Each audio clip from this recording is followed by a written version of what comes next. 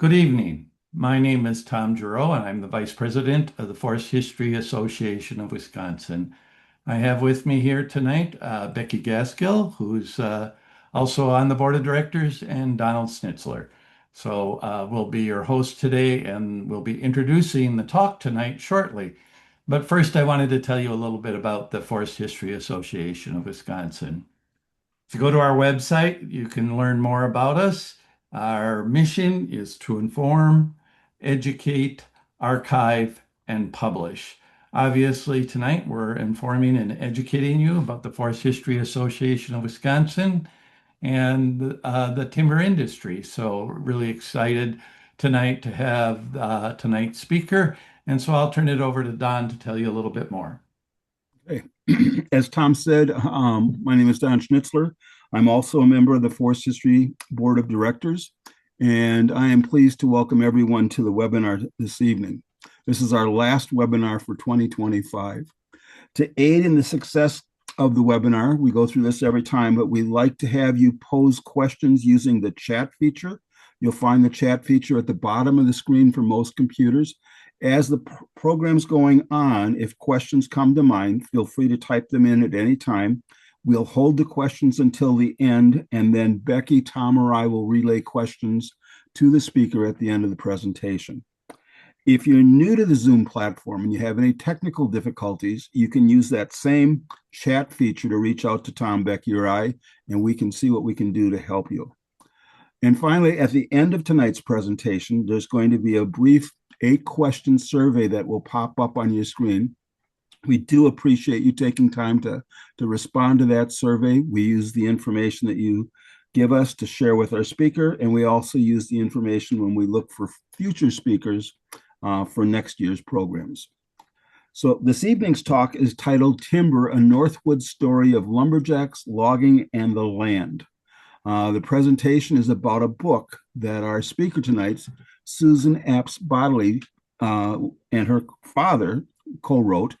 The book is suitable for young readers, but it really is appropriate for people of any age. And it recounts the history of logging in the Midwestern states and goes through the era of reforestation. The book also includes ways to appreciate and care for our forest lands today. Susie's going to discuss its connections with Jerry App's, her father's book, When White Pine Was King. So as I said, our speaker tonight is Susan Apps-Bodilly, and she goes by the nickname Susie. She's a retired educator and writer. She taught elementary and middle school for 34 years, and she holds a bachelor's degree in elementary education and a master's degree in curriculum and instruction. When she's not reading or writing, Susan enjoys spending time with her family, hiking, kayaking, and experimenting with new recipes using the produce from her garden. So, as I know everyone is anxious to hear Susan's talk, I'm going to turn this over to Susie and let her take over. The platform is yours, Susie. Okay, thank you so much to Tom and Don and Becky for inviting me to speak to you today, and thank you for being here, letting me talk to you a little bit about my book, Timber. Here's a beautiful cover. The book's title is Timber, a Northwoods Story of Lumberjacks, Logging, and the Land. I wanted to let you know that the photos in my presentation are all from my own collection. Some photos are from the Wisconsin Historical Society as indicated, and the sources of other images, if they're not from myself or the Historical Society, I tried to put the source in the caption on the slide. And just a disclaimer, all opinions are my own, although this group I'm sure will probably agree with me when I'm talking about trees. I always start all of my talks with the land acknowledgement, and I like to remember that we recognize and respect the inherent sovereignty of the Native nations within the boundaries of the state of Wisconsin. I really appreciate you inviting me to speak to you today. I'd like to thank the Forest History Association of Wisconsin for inviting me. The photograph is a picture of the land that my family owns in Wauchara County. It is a tree farm, and it's absolutely beautiful all seasons of the year. As was said, I used to be an elementary and middle school teacher for 34 years. The picture that you're looking at is my last class. I just retired. It's been 3 years now. It's my third year not teaching, and I really enjoy gardening and kayaking and cooking. I do lots of talks like this. So if you're interested in having me speak to your any kind of group about any of my books, I have a presentation that goes with all of them. I go to lots of historical society groups, libraries, different sorts of book clubs and groups. I enjoy talking about all of my books. In 2013, I wrote a book that was published by the Historical Society about one-room schools. In 2022, my book Seeds in Soil, Planting a Garden and Finding Your Roots came out, and I'm very proud of that book. It has lots of pictures and lots of images for kids to relate to. Actually, I'm proud of the one-room school book too, obviously. Also, I wrote a book that was published in 2017 called Old Farm Country Cookbook. That book is a collection of recipes and stories from my dad, Jerry Apps, from his mom's recipe box. The cookbook was the inspiration for a public television movie called Jerry Apps Food and Memories, which you may have seen already and which you can stream anytime you'd like now. It was really fun to work with the folks from public television, and I really enjoyed that whole process.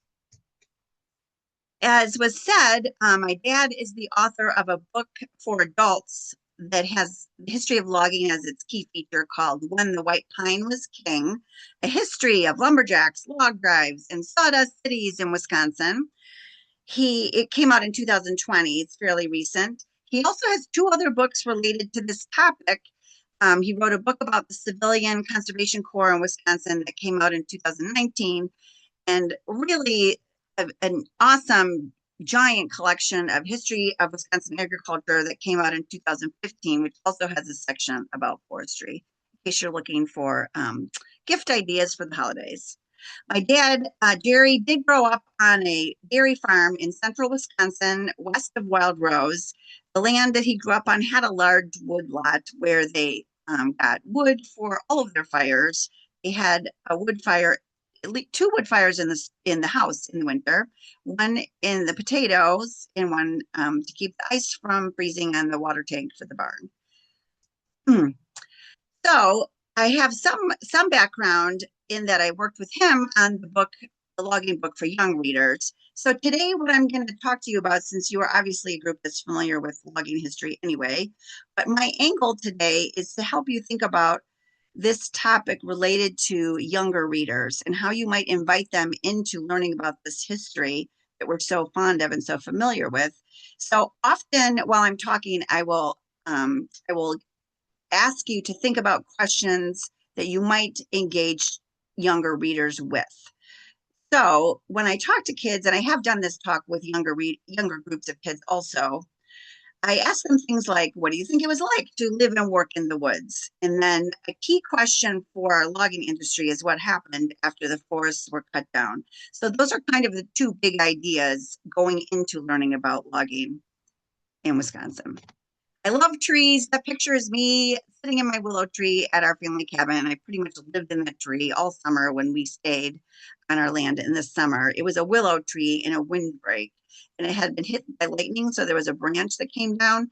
We played in that tree all day long. There was a rope swing. We had another swing. We just really had fun times in that tree. We also do spring tree planting at our land. It is a tree farm, as I said. Every spring we planted thousands of trees, and we enjoyed taking care of our trees at our land. It's just a picture of my husband and my brother clearing paths and making sure that things are good to go at our farm. We call it Rochera because it's in Washera County and it's close to Wild Rose. So the name Rochera is the name of our land. Here are some questions to think about that I ask kids. Have you ever walked in a forest? Clearly this group has walked in a forest, but you'd be surprised how many kids do not understand what it's like to walk in a thicker forest other than parkland. And they can be frightened. It can be scary. They think that there are animals that really do not live there. Used to take kids to school forest on trips, and they literally thought there were bears and tigers at every turn. And I said, tigers don't live in Wisconsin. So we had to go in the forest to prove it. What things are made of wood? That's an important concept to think about when you're learning about logging in the past. History of logging and history in general is a fourth grade topic in Wisconsin. The fourth graders use a book published by the Historical Society called Wisconsin, Our State, Our Story. A question to describe what history is for kids is history is the study of the events of the past and the people who lived in the past. Who tells about the past? Well, a historian is someone who studies the past and explains it through stories. No one person can describe every event, and that is an essential thing to teach people of any age, because it's important to understand the bias and the background when you're listening to a story from someone. You can't just have one person tell one viewpoint of an event in the past. You have to have multiple sources and multiple ways of describing an event to get the real story. How do we tell about the past? Well, historians ask questions, and then they need evidence to answer the questions. Historians ask themselves, does this matter? And why? Why does this matter? In the book that the fourth graders use, there's a chart that looks like this called, and actually anyone can purchase this book. I have copies of my own, and anyone can purchase it. You don't have to be a teacher or a student. You can just buy it from the Historical Society if you're interested in this book. The chart helps younger readers think about the past and how to think like a historian. The blocks is sort of a brainstorming type image. The blocks cause and effect, change and continuity, using the past, turning points, and then through their eyes. How did people in the past view their world? Sometimes people use that one as a thinking about being in someone else's shoes. How did they feel in the past? I use these concepts also when I taught younger students, because you can actually ask these questions: what has changed and what has stayed the same? And kids are able to think about that pretty clearly, and they really enjoy it. Here's the same questions in a different format, the same questions that help kids think like a historian and start to ask questions about the past, which gets them engaged and interested, and then they're more likely to stay engaged and interested. When you're researching anything about the past, I tell students that it's important to get accurate secondary sources, which are things that help historians study questions people have already explored. For example, history textbooks, pamphlets, newsletters. I was very lucky working on my project for younger readers to have lots of resources that my dad had already collected for his book. For example, this pamphlet from 1958 called Farms or Forests. It's a really interesting pamphlet about how to use land in the North. Should it be turned over to farms after logging, or should it be reforested and left as forest? Lots of secondary sources can be found at UW Wisconsin Library or lots of other places around. In my book, though, I really want younger readers to be able to see actual primary sources, which are things that were written or made at the time in the past you are studying. Kids are very interested in knowing and hearing from folks who actually lived at the time you are studying. For example, diaries, letters, drawings, photos, artifacts. I won't read this today to save time, but in my book, I have lots of actual letters and things from Lumberjacks that are interesting to kids. This one happens to be from December. I'm going to read you just a pinch of it because he's writing about not going home for Christmas.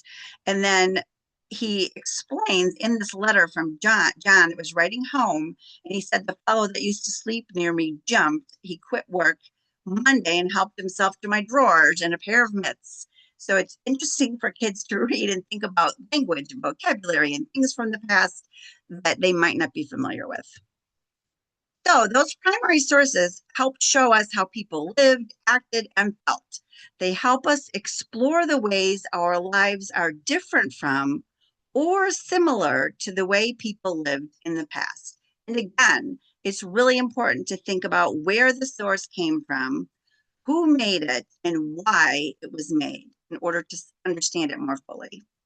So for today's plan, I have these little circles that will guide our work here. The first topic is a short history of Wisconsin leading up to the logging era. And when I put this PowerPoint together, my dad, he absolutely said we have to include this. And I think it is important. I agree that you have to have the context for why logging became so important in our state. And in order to understand that, you need to know a little bit about what happened leading up to the logging era. Kids are really interested in what actually was a logging camp. Who lived there? What did they do? How were the logs transported to the mill?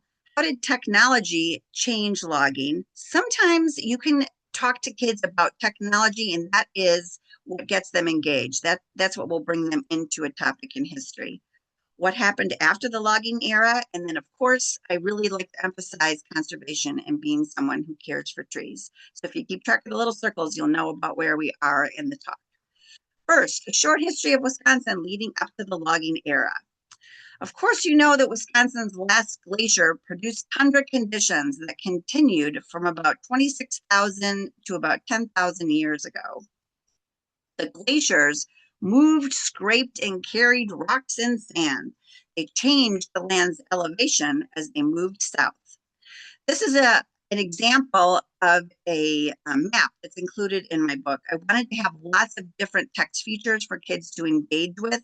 They're clearly written for kids to understand. It's a map that's simple enough for kids to look at and think about and ask questions about, and enough information that gets them interested in learning more.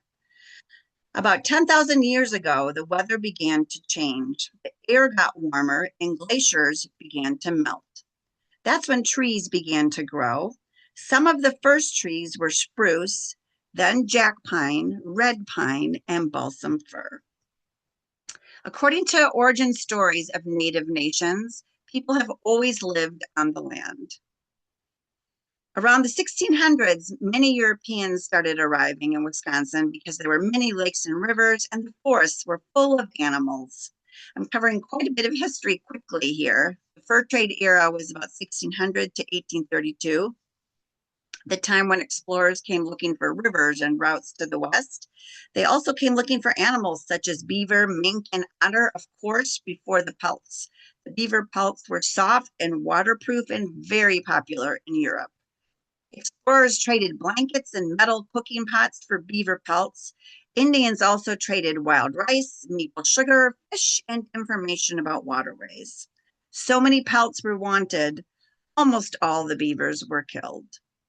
The fur trade era continued for more than 200 years, controlled by the French, British, and US governments. In the 1830s to the 1900s, more settlers arrived. Thousands arrived from the eastern United States and Europe.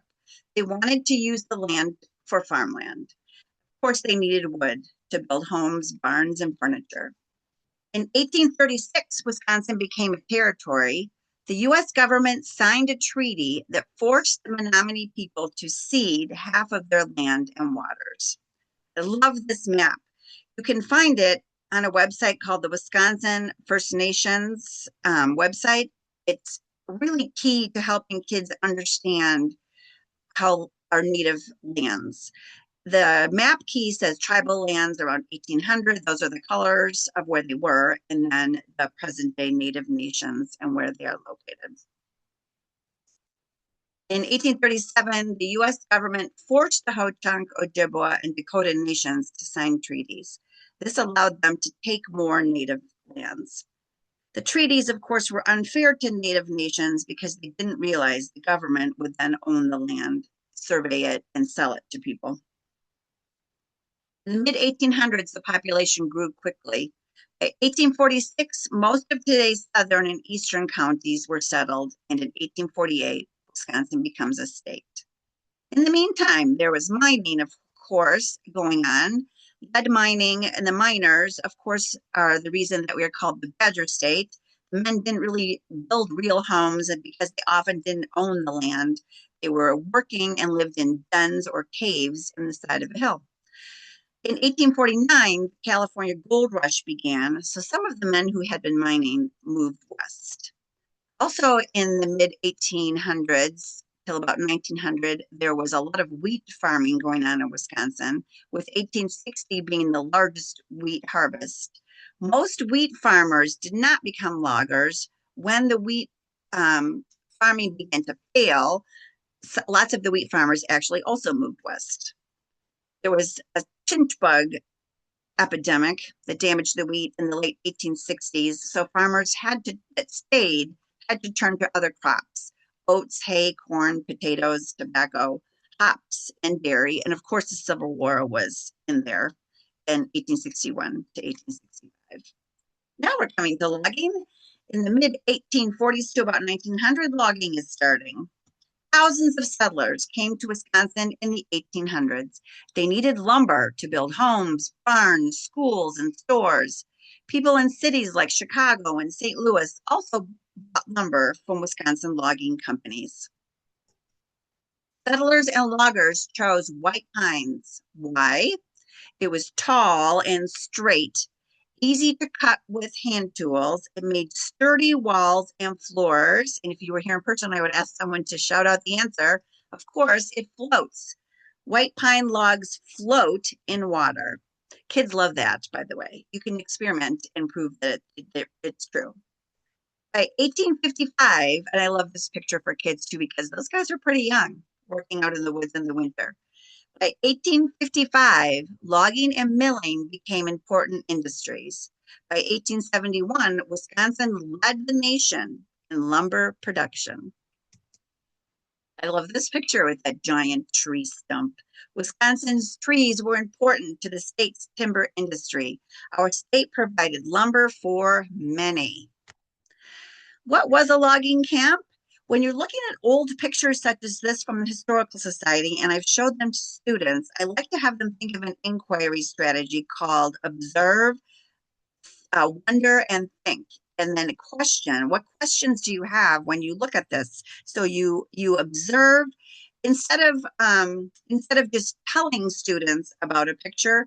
This is a logging camp. These are early logging camp, because you can tell because they're made from wood logs. Instead of just telling things, it's really important to have kids look at a picture and ask questions. What do you notice? What do you wonder about? What questions does this lead you to thinking about? Where could you go to get the answers to these questions? So that's why I have a lot of black and white interesting pictures in my talk. Logging camps, also logging camp, not camp. You're not going to be swimming. You're not going to do crafts. Logging camps were work camps in forests where loggers worked and lived during the winter. It's not a summer camp. Why did lumberjacks work in the winter? That's a good question kids might ask when they're looking at lots of winter pictures. The frozen ground made it easier to move the logs. Animals pulled a sled full of logs over the snow. Those logs are heavy. Clearly, the animals are moving them, not the people. Some farmers were also available to work in the winter, and there were no insects in the woods. If you've been in the woods and been fighting off mosquitoes, that makes sense. The buildings in a camp. There was a bunkhouse, an outhouse, a cookhouse, a blacksmith, a barn, and a storage shed. That alone, that vocabulary, those words are interesting for kids to think about. They may not know what all of those things are. It's interesting to look at a picture and talk about what those buildings might represent and be. This is from the Rhinelander Pioneer Park Historical Complex. In early logging camps, most lumberjacks did a variety of jobs. As the camps became larger, each person was assigned to a job to help the camp run smoothly. The logging crew, chopping down trees and cutting them into logs, was dangerous, hard work. The foreman was the boss of the entire crew. He kept order among the lumberjacks. If you were with younger people talking about jobs, you might ask them, which job would you be interested in? What would it be like to be that person? How do you think what did they have to do to earn that job? The cook and the cook planned and prepared all the meals. The cookie assisted the cook, hauled water and wood. The cook was a very important person in a logging camp. If the food was not good, you had a hard time keeping your employees. Logging crews ate 3 very big meals a day, and apparently they were not allowed to talk while they were eating because it was time to eat and then time to get back to work. If you were too far out from camp during the day, the cook and cookie brought lunch to you in the woods. Teamster was not a teamster like a football team, but a teamster who drove a team of animals that pulled the sleds, and he cared for the animals. By the 1850s, horses were used more than oxen because they were faster and easier to care for. A blacksmith, as I said, lots of kids, unless they've been reading and know about it, they may not know what a blacksmith does. They made and repaired tools and also put horseshoes on horses. And I put a little horseshoe in my talk because kids don't really know what horseshoes are, some of them. Of course, they protect and support a horse's hooves. The fitter used an axe to chop a notch into the tree, which in this picture really shows the notch. The tree will fall toward the notch. They used axes or saws to remove the limbs from the trunk of the tree, and the logs were cut into different lengths, 12 feet, 16 feet, 18 feet, depending on what was wanted at the sawmill. The skidder supervised moving the logs from the woods to the riverbank. The swamper made the sled tracks in the woods and cut away brush for the skidders. The logs were carefully stacked onto a sled. There are kids that I call your future engineers or Lego kids, the kids that like to build. This type of picture is really interesting to them because there's a lot of physics and engineering to try to figure out how to get very, very heavy logs up onto a sled. I've had kids stare at pictures like this for quite a while, and they try to figure out how it worked. The log scaler, a very important job, they recorded the quantity and quality of every single log. Another picture where they're using some technique and technology to stack the logs. Every log was marked with letters. This one says OJCH, and the letters represent the camp where the log was cut. The company owner received money only for the logs that made it to the sawmill with the company owner's name on it. Okay. Lumberjacks cut as many trees as they could during a winter, and it was exhausting work. Lots of kids have asked me, were there any women? Where are the kids? Where are the ladies? There were some women and children in camp, perhaps the wife and family of a foreman, the blacksmith. Generally, most of the lumberjacks were men. I do have in my book a primary source letter for a woman who worked in a lumber camp in the cookhouse, and it's pretty interesting because she had a baby there also with her. Sunday was a day off of work, just the one day for reading, letter writing, mending clothes, doing laundry. Kids are really interested in what the lumberjacks might have done when they were not working. There was music, tall tales, stories. The story of the hodag, especially if you know about him from Rhinelander, is really interesting. Of course, a timber cruiser named Eugene Shepard reported that he saw a real hodag. It happened near the town of Rhinelander, Wisconsin. Of course, we know the hodag that he was describing looks like this and is quite a popular fellow in Rhinelander. This guy's outside of the Chamber of Commerce building. Tall tales and Paul Bunyan are also another way to get kids interested in history. Paul Bunyan was the greatest lumberjack of all in the Midwest, of course. In the book, I have a description of what makes a tall tale. The main character, like Paul Bunyan, is generally larger than life, superhuman abilities. They're very fast, very tall, or very strong. And for example, there are funny stories about how Paul Bunyan solved problems. Like he tied a rope to the end of his axe and cut 40 acres of pine trees with a single swing. Or he carved the Great Lakes by just dragging his axe behind him. Did logs travel to the sawmill? Remember we said they float? So they were piled on the riverbank until spring arrived. When spring arrived, the ice and snow melted and the logs could now float downstream. Rivers at the beginning of the logging days were essential to transporting logs to the sawmill. It was a different group of men that worked in the summer on the log drive. These men in the front crew in the picture are balancing on the logs on the Peshtigo River using pike poles. Some kids are interested in history just because of the tools that were used. And they like to learn the names of the tools, how they were used, and how they are different from tools. How are they the same? How are they different from tools we have today? Of course, the men riding those logs down the river on a log drive had special shoes with spikes on the bottom so that they were more likely to stay on top. Cleated shoes. You can say most kids know about cleats from soccer or football. And it's interesting to make that connection to the cleated shoes on a river drive. The river pilot was in charge of the crew. He hired highly skilled lumberjacks for a log drive. It was entertaining and entertainment for people that lived near rivers to go and watch the log drives. In fact, they took pictures of the log drives and put them on postcards.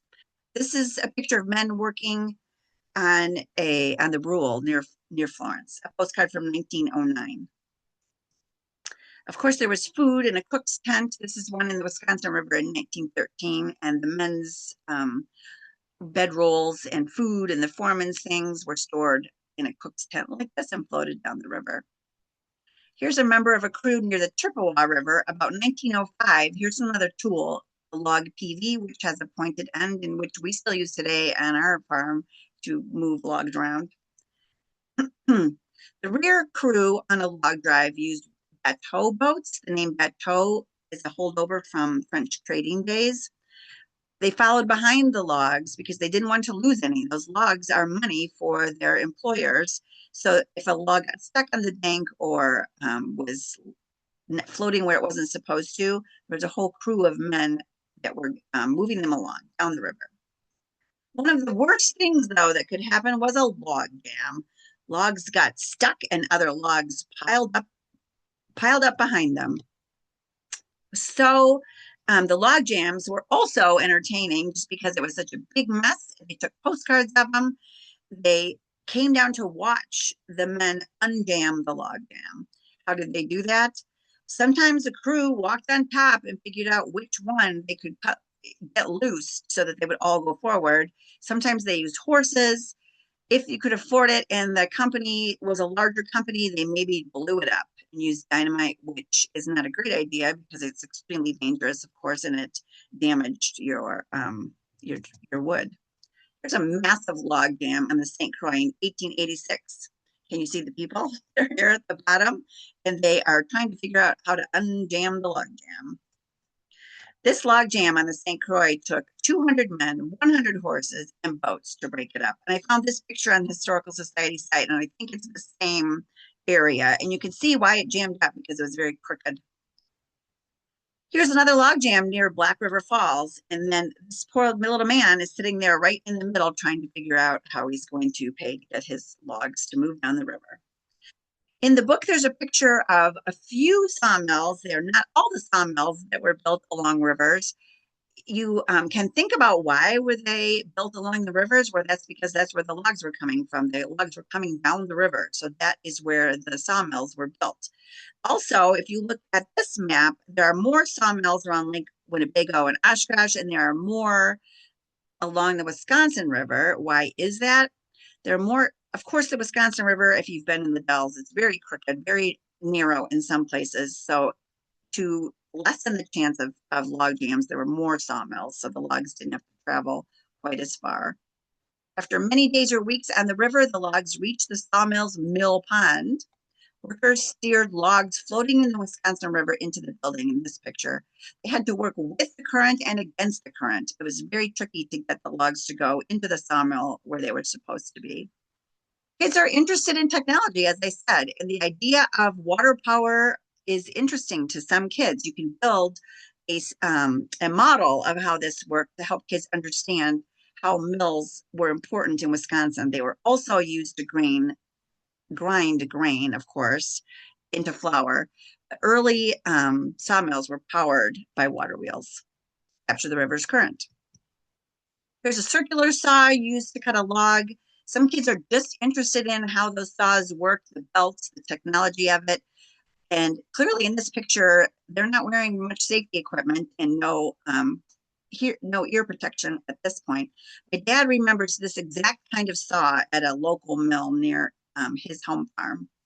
Here's another kind of saw, a circular table powered by an engine. Working with saws was very dangerous, although I don't think he even has gloves on in that picture. Villages grew where there was a sawmill, of course. Many towns in the north began as sawmill cities, like the sawmill in Rice Lake. At the base of the Fox River, emptying into Lake Winnebago, as I said, there are many sawmills. This provided the city with power to build lumber and grist mills, as well as furniture and equipment factories. All right, more technology. How did technology change logging in the late 1800s? Well, there was steam power, steam trains and steam ships. Logging companies began using steam boats to push huge rafts of lumber. People also traveled by steamboat at this time. This is a picture of the Mississippi River. By early 1910s, trains made their way into the Northwoods. This changed everything because logging camps did not need to be located near waterways. Larger logging companies no longer used a river drive to transport their logs. Smaller companies that could not afford the train transportation still used waterways. Now, logs could be moved by train, and trees could be cut any time of year, not just winter. Logging companies cut hardwoods, such as oak and maple, which would not float. This wood was in demand and became more and more popular. At the time, Increase Lappin was a scientist who lived in Milwaukee. In 1854, he published an article about the importance of forests, and he warned people to stop clear cutting. A few people listened. In 1867, Lapham and two other people were commissioners charged with writing a report on the disastrous effects of the destruction of forest trees now going on so rapidly in the state of Wisconsin. The report was written to report to the state legislature certain facts and opinions. However, after that, people still were not listening, but 1870 to 1890 were peak logging years in Wisconsin. Logging companies provided lumber for homes, furniture, tools, anything made of wood. And the industry provided many, many jobs in the forests and in the mills. Many towns and cities grew while the logging industry was booming. Logging also supported other businesses that made shingles, barrels, wagons, and furniture. What happened next? You know what happened. The land in some parts was bare and full of stumps. Acres of land were covered with slash or left behind brush and branches. This became known as the cutover. Kids would ask, why is that a problem? It looks like the land was cleared. Now we can farm it. But it is a problem. The problem with cutover land, in order to understand that, you have to understand why trees are important. Tree roots help keep soil in place. With fewer trees, the land was no longer protected from erosion. Without trees, the top layer of soil washed and blew away, and the land became very dry. Strong winds blew across the dry land in Peshtigo on October 8, 1871. The fire could not be stopped. Peshtigo fire burned more than 1 million acres of forest and many people died. It was coincidentally the same day as the Great Chicago Fire. The Great Chicago Fire of 1871 was important to Wisconsin and Oshkosh. Much of the lumber used to rebuild the city came from Oshkosh mills.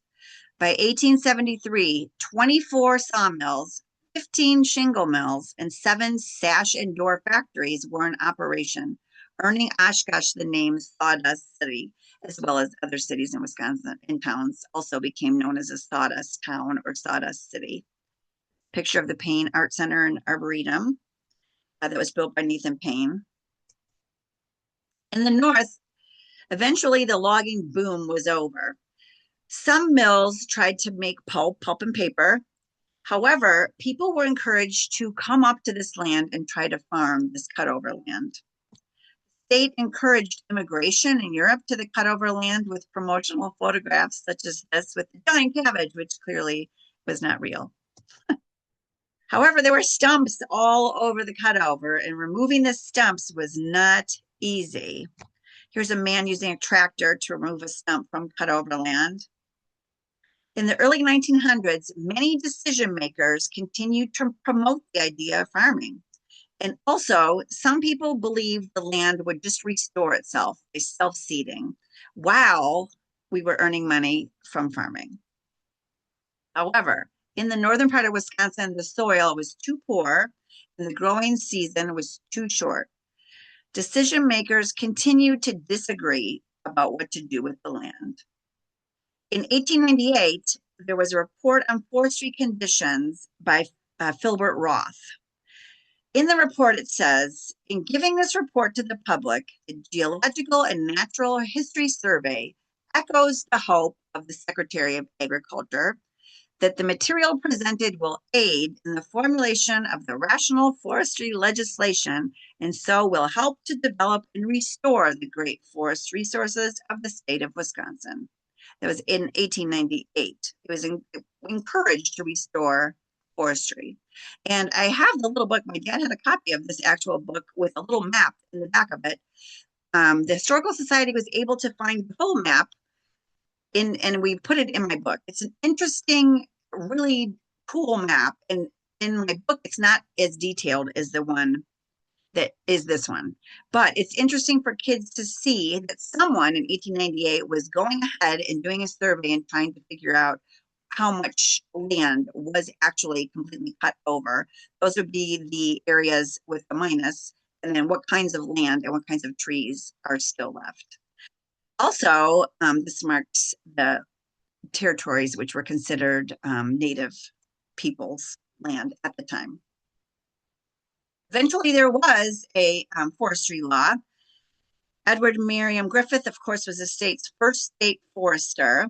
To describe for kids what forestry is, it is the science of growing and caring for trees in forests. It involves caring for forests in ways that benefit humans and the environment.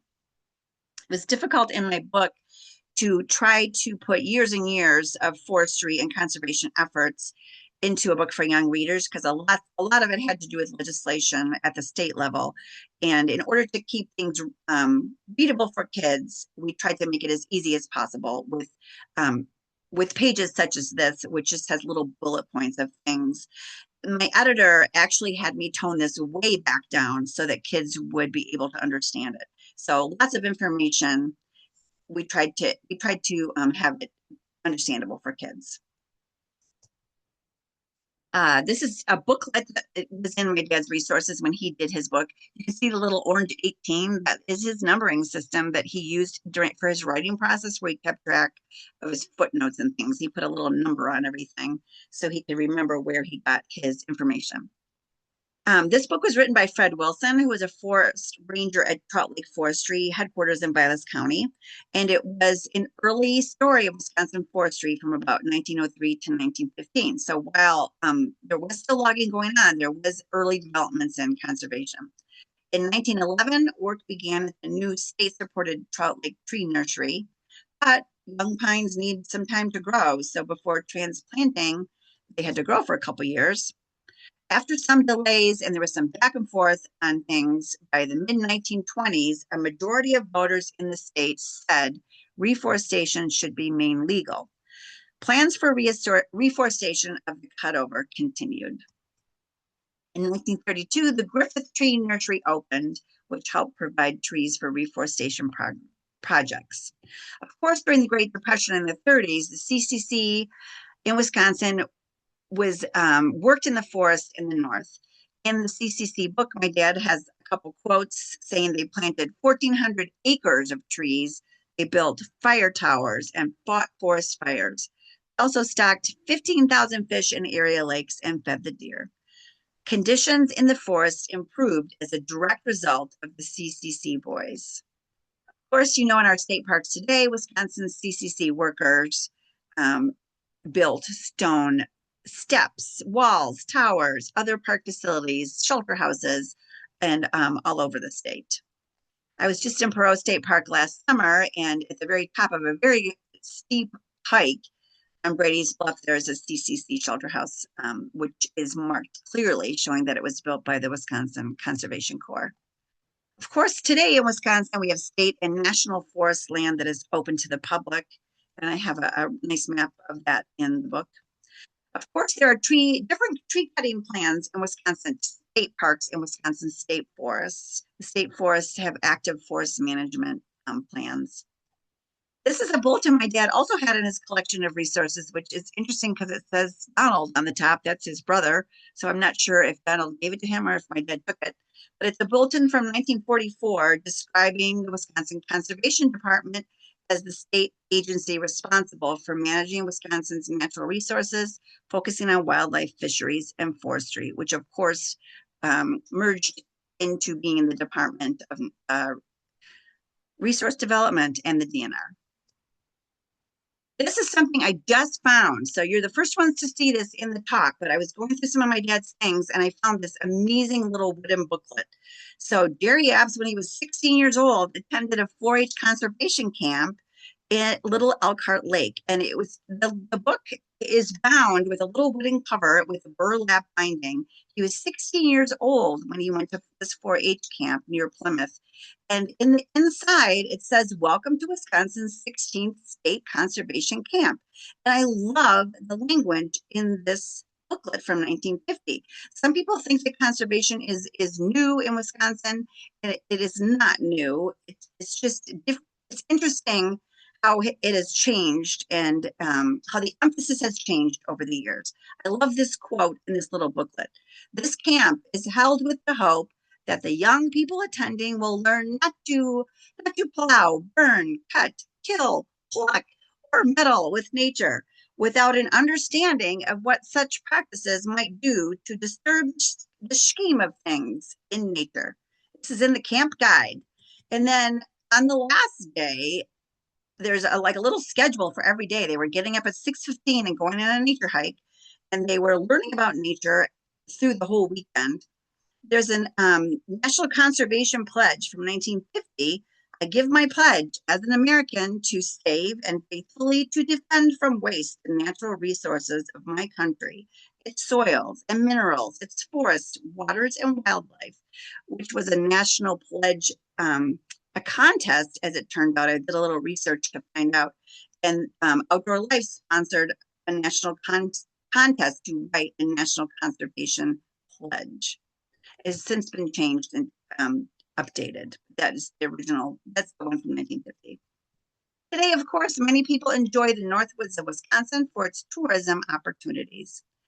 How can we have our young people value trees, and what is the future of forests? If you help kids understand that trees make us healthy, they provide homes for wildlife, they help you have fun. Going out in the woods and being in nature is fun. And they're beautiful. Trees are just a wonderful thing to have in your life. I really encourage people and families to help kids understand that you need to be someone who cares for trees.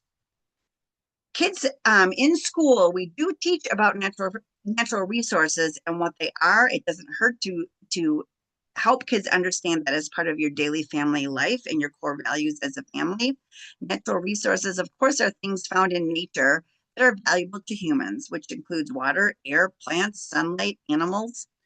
How has our natural resources and use of them changed over time?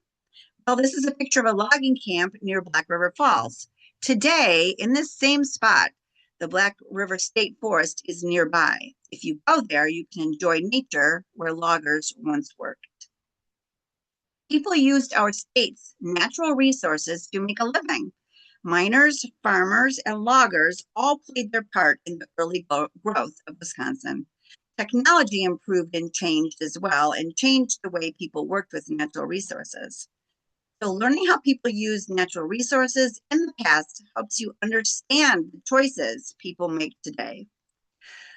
I really believe landscapes are living features of our heritage. They provide us with evidence of how people have interacted with land over time. People will value spaces that are important to them.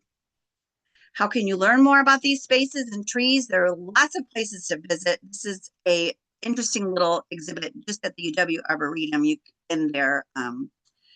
In their nature center, you can build a nest. You can go places. There's a ask a ranger question at the Arboretum.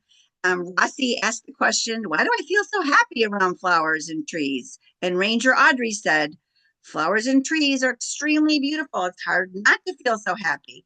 Scientifically, being out in nature is so good for your health.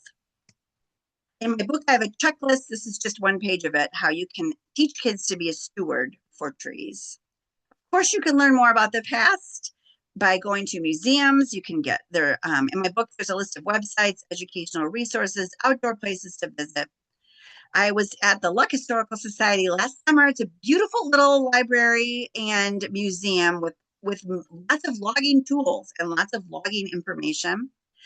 They have little exhibits and things to imagine what it was like to be in a logging camp. I also was in Marinette last summer. They also have a huge, beautiful handmade display of what a logging camp was like. I can imagine kids would love just standing and looking at the diorama sort of exhibit. At Marinette, they also have quite a large room with big tools and saws and edger tables and big pieces of equipment to learn more about the history of logging. I love the Pesh to Go Museum. It's amazing. If you have never been to it, you need to go. The Pesh to Go Fire Museum is more cleated shoes. I'm a little bit intrigued by those cleated shoes that the river drivers wore. The Pesh to Go Museum also has markers for putting the camp numbers on the ends of logs. I know, again, more cleated shoes from Wausau and the Marathon County Historical Society. Also an excellent exhibit for learning more about logging in the past. At the left picture is my brothers and myself looking at Christmas tree because we usually get our Christmas tree from our own land every year. I don't know why we're standing. Maybe there was something at the top of it. I can't remember what we're looking at, but that's a picture of us looking at and admiring trees. The other two pictures are from the Rhinelander Pioneer Park. My family has been there several times, and those are my kids and my brother's kids goofing around in the logging museum. Thank you so much for caring for our trees and our forest lands. I really appreciate the opportunity to tell you about my book. Next year, I have two books coming out. One is coming out in August of 2026. It's called The ABCs of Wisconsin Cheese. And the other one is a sequel coming out to my cookbook called Old Farm Country Christmas. I'm excited for that book to come out too. But to all my books, you can get a hold of me at the email or contacting me through the Historical Society's Speakers Bureau. That's it. That's the end of my talk. I'd love to know if you have any questions or comments, or you can teach me something new because there's so much to learn. Thank you so much. Take it away, Becky. Tom, do you have a question first? I know we usually let you go first if you have one. I do have one. What do hodags eat? Oh, good question. Do you live in Highlander? Do you know the answer to that, Tom? I know the answer to it.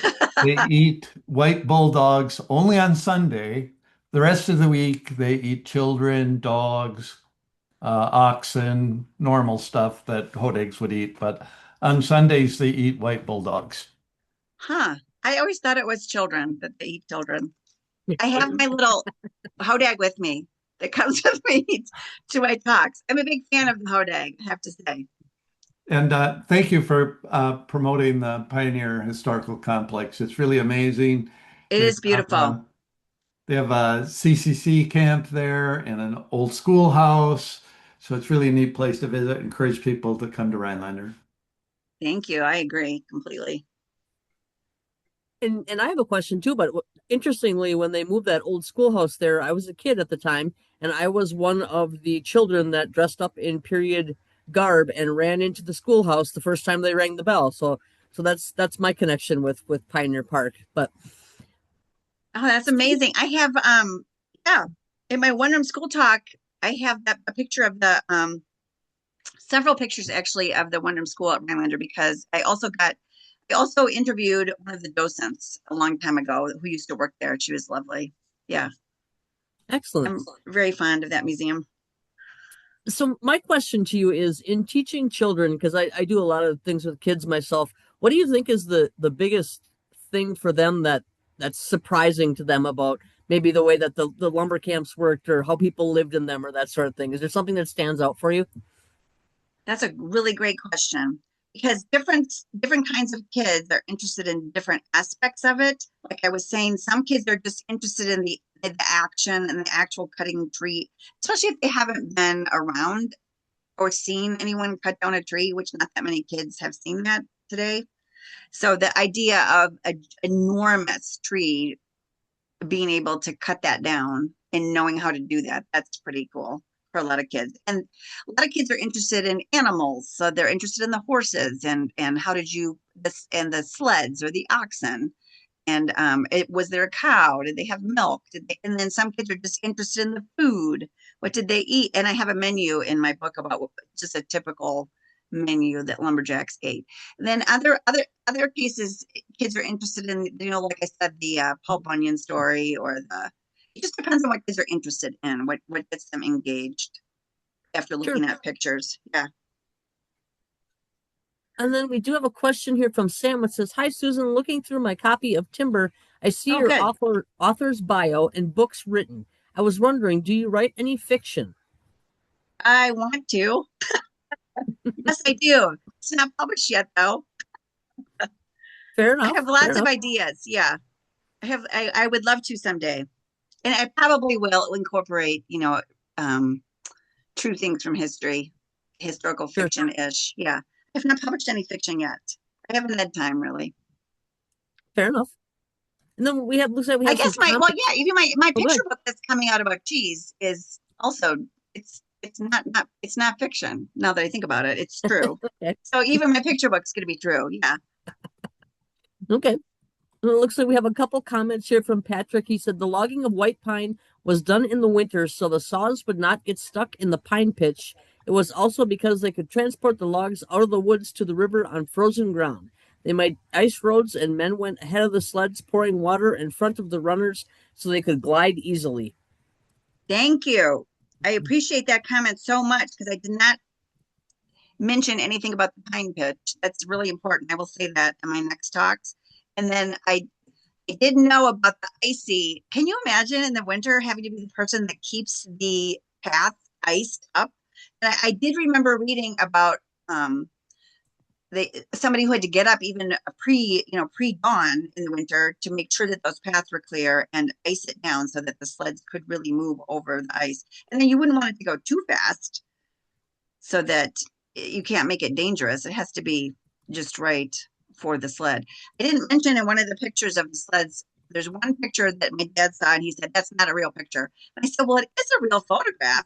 But the one where the logs are very, very, very tall and the lumberjacks are sitting up on the top, he thinks that picture was sort of a show-off picture, that if they knew a photographer was coming around to take pictures, that they would have stacked it especially high and climbed up there to take a picture. And he said there's no way that would have been safe to get over the icy paths, like the commenter just said, that they probably wouldn't have stacked it that high if they were actually moving it.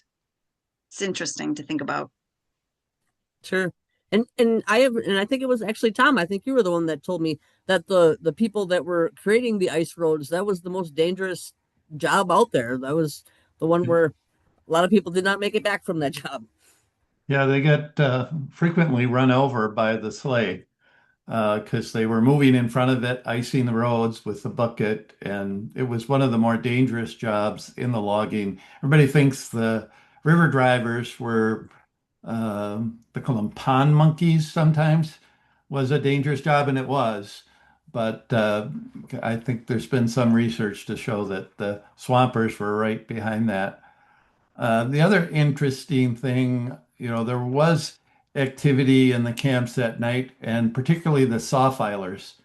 So to keep all those saws sharp, the filers worked like a night shift, and everything was sent out sharp because it meant things could be cut down faster and more efficient. So. Thank you, Tom. I'm going to add that in. So the next time, every time I talk to people, they give me, that's important. There was a picture of that that it didn't get into the book. I remember reading something about that. Do you think that was just one person's job, soft Tyler, or more Well, than it one depends, person? I think, on the size of the operation.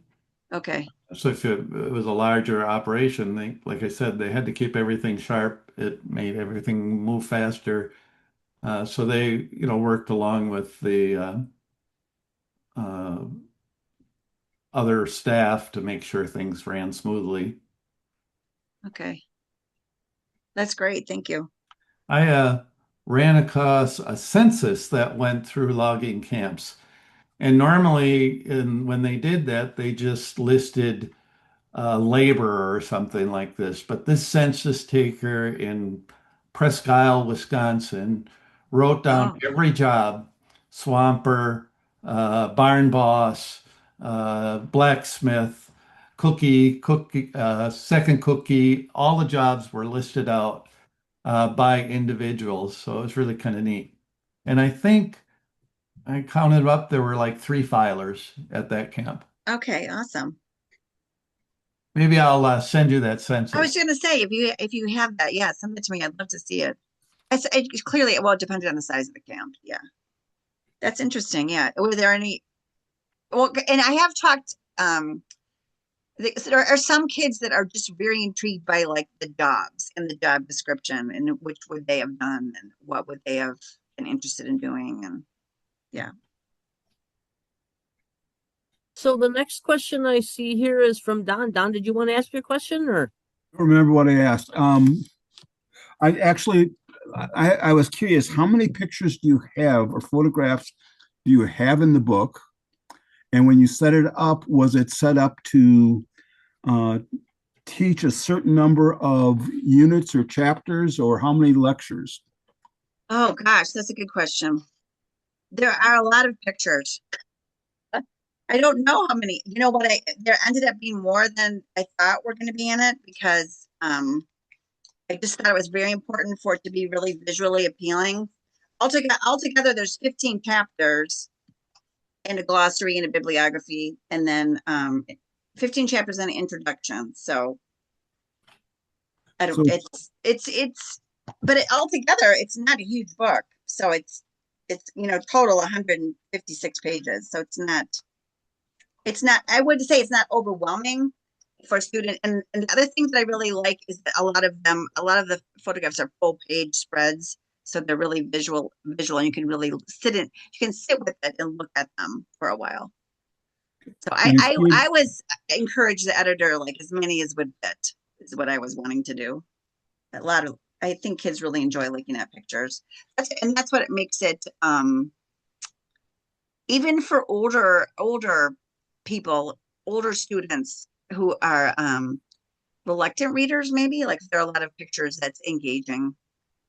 It doesn't have to be just for kids, middle school kids that maybe would be able to read it with using pictures too. So lots of so pictures. it would be something that would be good for more than just fourth graders, is what I was Yes, that's thinking what I'm about. trying to say. All right. It's intended for younger students to be read. You could read it to a younger student, and then I would say it'd be something any age kid would be interested in really talk about. I wanted to have lots of text features. That's why I talked to them about maps and sidebars and those primary source documents that have the letters, and all of the letters and primary source things have little questions to think about at the end of them, a little after reading questions. What does the article make you think of? And so it's got a little educational component sort of snuck in there. Very cool. It's fun to work on. Yeah. Then we have a few more comments here. Karen says, my dad talked about going on the ice tank with his uncle at night. There were torches on the ice wagon. Oh, very cool. At night? That's what she says, yes. So would that have been a wagon that was icing down the road?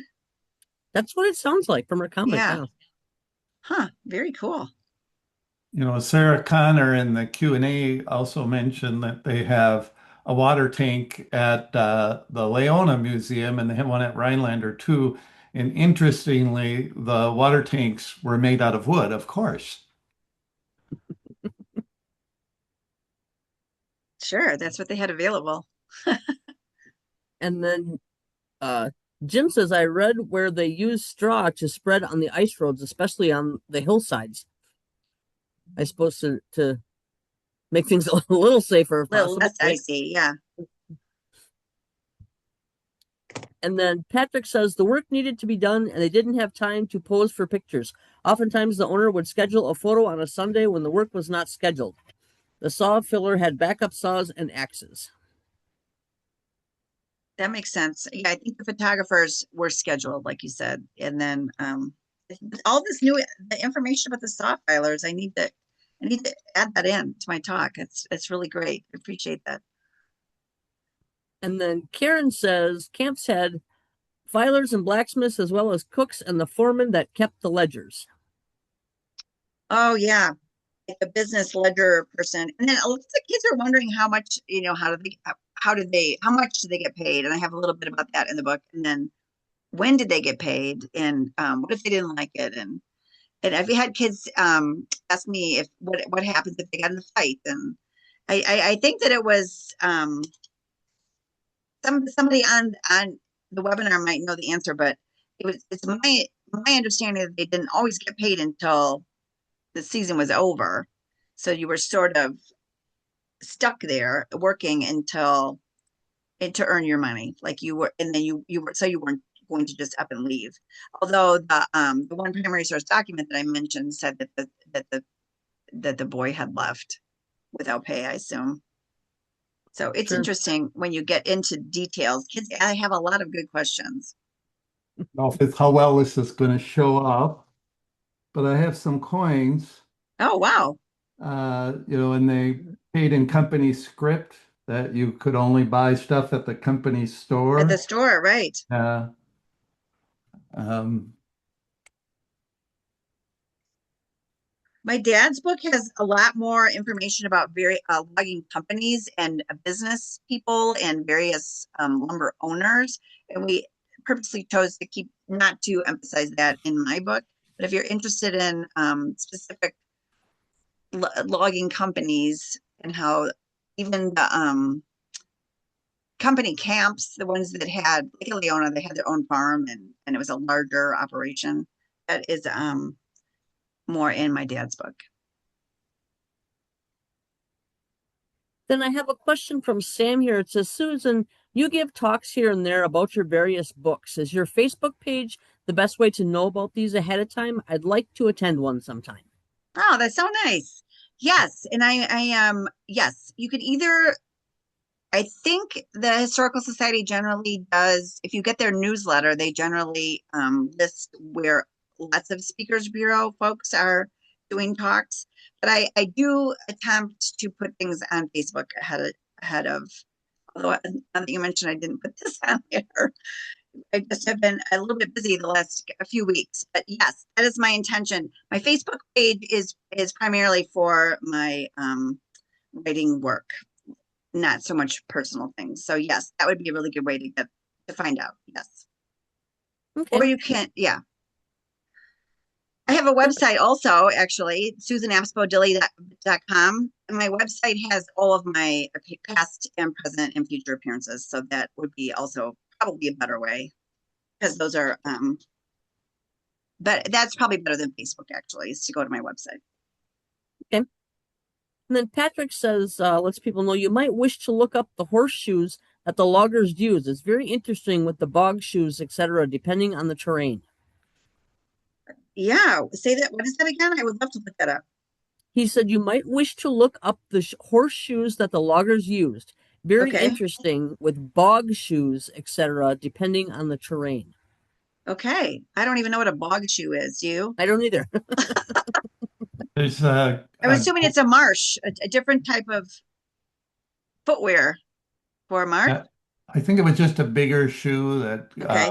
distributed the weight a little bit, but there's a great display of horseshoes at the Menominee logging camp in Kashina. Okay. Another great stop if you're interested in logging history. And they have a really extensive horseshoe display there. That is great. Thank you, Tom. And Patrick just chimed in again. He said, no, it was a flat board, actually. Yeah, it was just bigger so that they distributed the weight. Sure. Okay, very cool. And then a couple more comments here from Karen. She said, yes, the ice tank filled up at streams along the way. There was a barrel, she says. Okay, thanks. And I she love how all of your webinar people are so engaged. I know. That's why this kind of thing is so valuable. Yeah, it's so great to get it. You have such a great community that you've built here. It's really nice. And she also said that a lot of the loggers just got paid in the spring. That's what I thought too, that they had to work all winter, and then that's when I don't have that in my book either, but that's when there was some shenanigans in the towns when they ended up getting paid, as I've heard. Okay, that looks like all that's in the chat. Let me go over to the Q&A here.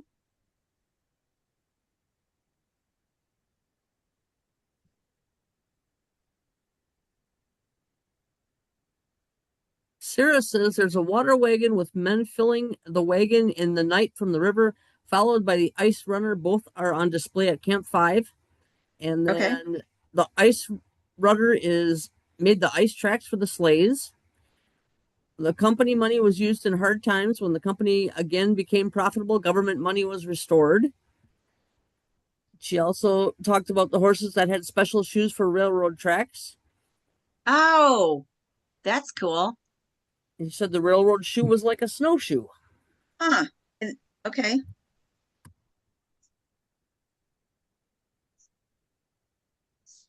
This is great. Thank you so much, everybody. It's interesting. It's interesting history when you're working with animals. I mean, lots of kids just find that's their draw into history, being able to work with animals so closely. Then the last thing I see here is also about bog shoes. It's from Sam. He said some bog shoes were wooden, some cast iron. I bought a cast iron bog shoe at a Forest History Association Wisconsin meeting 5 years ago, he says. Nice. We have an annual meeting every year, a conference, and this year we're going to be at Tree Haven near Tomahawk, and it's going to be a really neat program. So be sure to watch out for that. I don't have the dates handy, but if you go to our website, I'm sure there's information about it there. Last year we were celebrating the 100th anniversary of the Northern Highland American Legion State Forest. So you talked about the E.M. Griffith. We had as a prize, we had a picture of the original ranger station at Trout Lake, which is amazing. And so I'd encourage people to watch for our conference next year and the details. It'll be great. Sounds really great. Well, I first off, thank you, Susie. I think you covered several centuries, thousands of years. In a whirlwind. In a whirlwind. Very, very good. Very comprehensive lecture. Thank you so much. We appreciate the story that you shared tonight. And we appreciate everyone who joined us and the comments. The feedback through the question and answer period is always valuable. Again, when the conference or when the webinar ends tonight, there'll be a prompt for a short survey. We hope that you take the time to fill that in for us. Again, we provide the feedback to the speaker, and we also use the feedback to look for speakers for future presentations.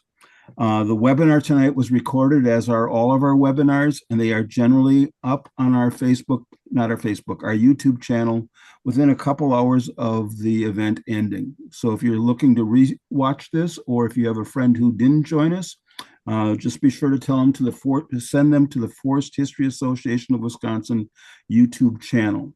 The links are also put on our website, usually the next day. And with that, thank you again, Susie. Thank you all for joining us. And because Christmas is coming up next week, Merry Christmas and Happy Holidays to everyone. We'll see you in 2026. Thank you so much. Thank you.